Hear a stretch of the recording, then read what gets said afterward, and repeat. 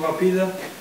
Je vais remplacer l'ampoule de feu de croisement sur ce partenaire. Sur l'emplacement le plus compliqué, côté conducteur, sachant que le côté passager est beaucoup plus accessible. Et je vais aussi vérifier l'ampoule de clignotant parce qu'il y a des moments où il ne s'allume pas et des fois oui, donc on va y regarder vite fait. Alors, hop.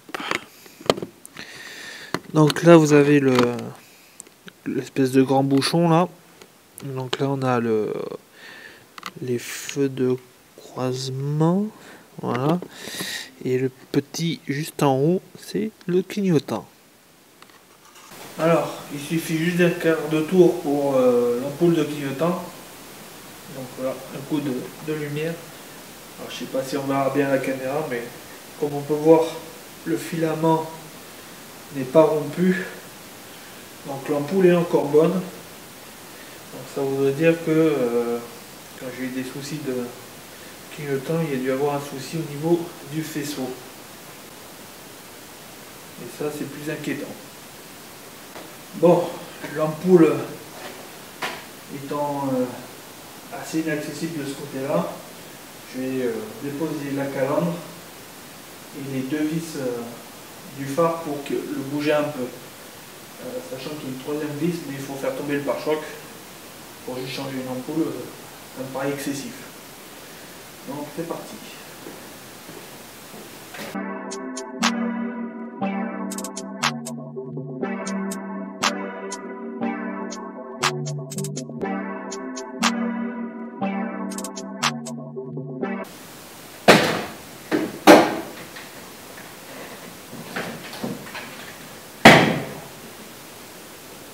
Et une calandre de partenaire, c'est hyper facile à changer.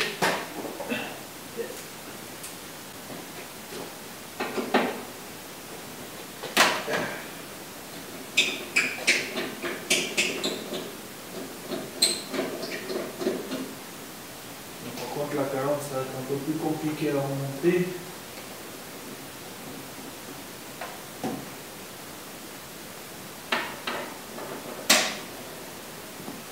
Mais c'est pas impossible non plus.